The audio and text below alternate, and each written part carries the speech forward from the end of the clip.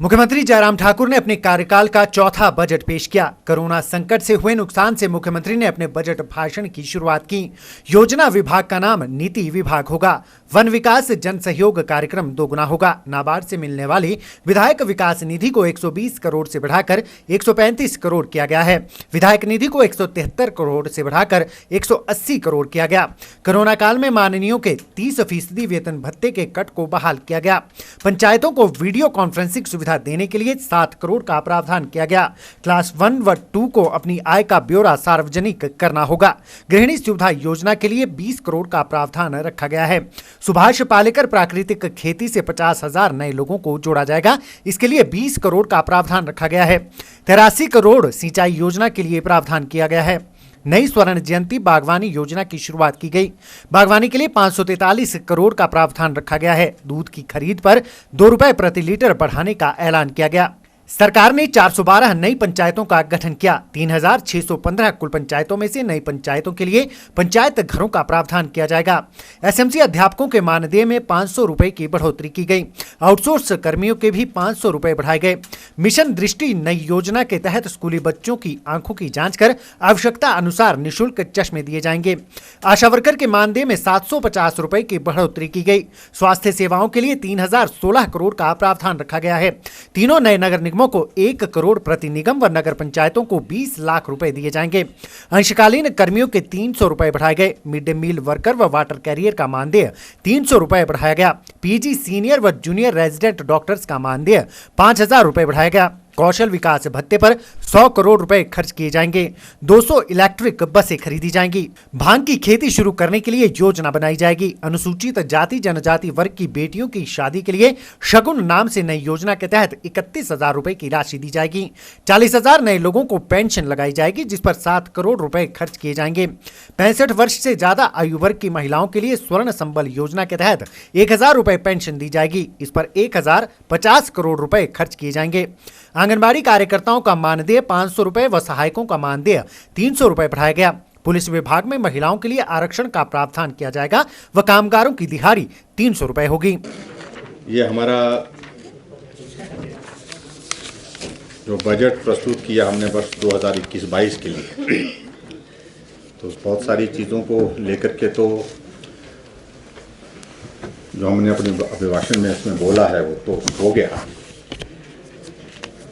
मुझे आपको बताते हुए इस बात की प्रसन्नता है कि कोविड के इतने बड़े संकट के बावजूद भी हमने हिमाचल प्रदेश के लिए इस बजट को विकासोन्मुखी बनाने की दिशा में काम किया है। और मुझे इस बात को लेकर के भी संतोष है कि जो हमारी इकॉनमी में कोविड का एक बहुत बड़ा इम्पैक्ट आया और उसमें स्वाभाविक रूप से मैं कह सकता हूं कि इस प्रकार का कठिन दौर प्रशासनिक दृष्टि से भी और आर्थिक दृष्टि से भी कभी देखने को नहीं मिला था।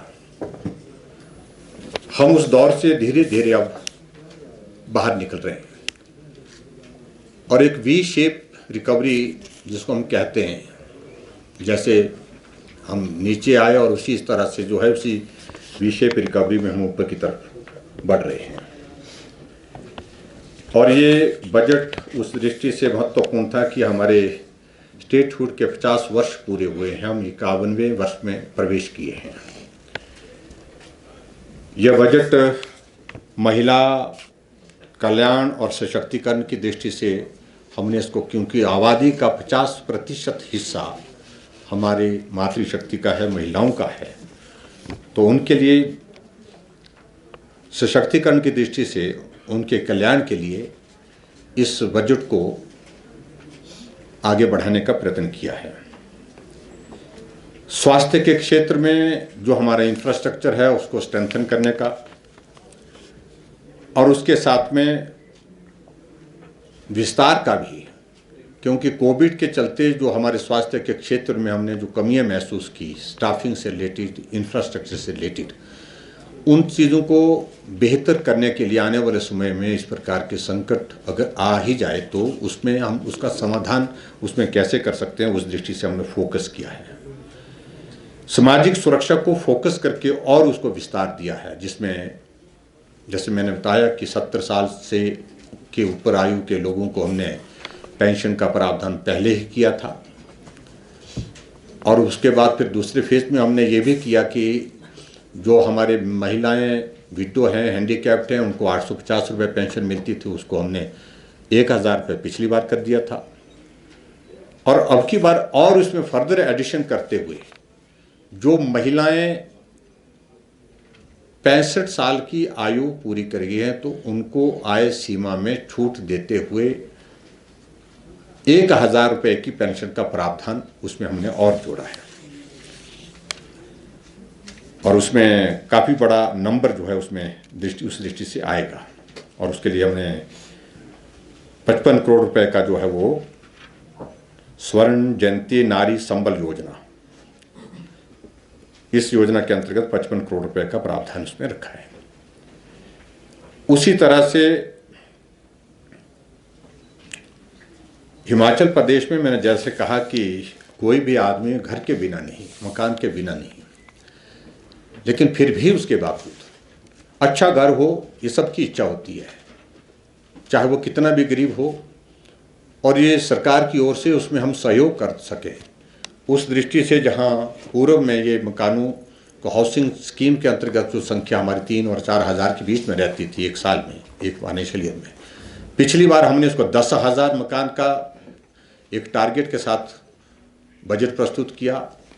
कोविड के कारण थोड़ा हमारे काम प्रभावित हुआ, और अब की बार उससे 10,000 से भी उसको ज़्यादा बढ़ा करके हमने 12,000 मकान उसमें उपलब्ध कराएंगे।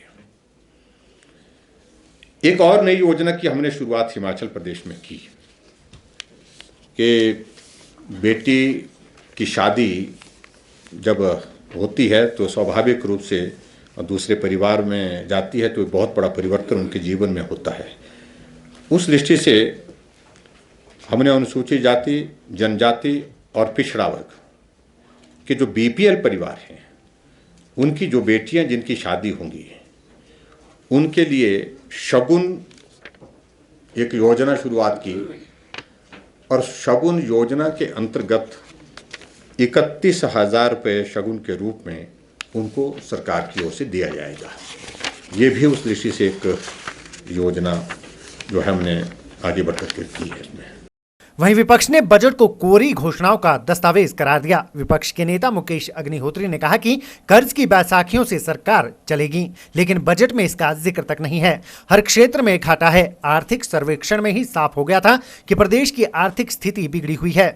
महंगाई आसमान छू रही है। पेट्रोल डीजल की कीमतें सबसे ऊंचे स्तर पे हैं। इनका बजट में जिक्र तक नहीं किया गया। 30,000 नौकरियों को चोर दरवाजे से भरने का खाका तैयार किया गया है। सरकार का वित्तीय प्रबंधन शून्य है। हर बार ही जो है इसी तरह किया जाता है। पिछली दफ़ा भी जो बजट की घोषणाएं हैं वो कहीं भी पूरी नहीं हुई। अब राजकोषीय घाटा 8,000 करोड़ को पहुंच रहा है, और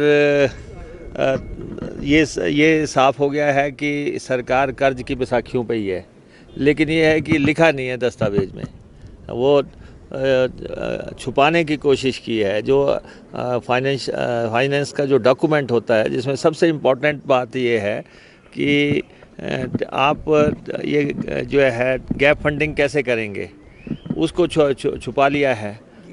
तो और जीडीपी और जो कल वैसे तो काफ़ी तस्वीर तो कल के आर्थिक सर्वेक्षण से ही सामने आ गई है, जिसमें नेगेटिव ग्रोथ है और सारे हर फील्ड जो है धड़ाम से नीचे गिरी हुई है। तो अब जो है इन्होंने इस बजट के माध्यम से, वैसे तो बजट जो है पूरी तरह दिशाहीन है, और इसमें सरकार ने कोशिश की है कि थोड़ा थोड़ा किसी न किसी सेक्टर को बांटने की कोशिश की है। लेकिन कुल मिला के जो है ना, आप अगर देखें कि सबसे इम्पोर्टेंट मसला इसमें क्या है, वो है महंगाई। महंगाई के नियंत्रण की तो बात ही नहीं की है कहीं भी पूरा डॉक्यूमेंट ने महंगाई को टच नहीं किया है। और अन्यथा ये जो दाम है, कहीं पेट्रोल डीजल के रेट जो है 100 रुपये 90 रुपये, गैस का सिलेंडर 900 रुपया। अब गैस के उस जो है वो उज्ज्वल योजना की बात की जा रही है, जबकि अगर ज़रूरत थी कि आप जो है गैस के सिलेंडर को जो है आधे पे लाओ, आधे दाम पे लाओ, जो बार बार लेना है। तो इसलिए जो है पेट्रोल का डीजल का वैट घटाओ, इन सब चीज़ों की तो बात ही नहीं की। इसलिए महंगाई पर ये डॉक्यूमेंट पूरी तरह खामोश हो गया है, और वही सबसे इम्पोर्टेंट मसला है। बेरोज़गारी में भी जो है कहा है कि हम 30,000 पोस्टें भरेंगे, लेकिन सारा दारोमदार कहाँ हो गया, बैकडोर एंट्रीज़ पे, कि पिछले दरवाजे से जो है लोगों को लगाया जाएगा।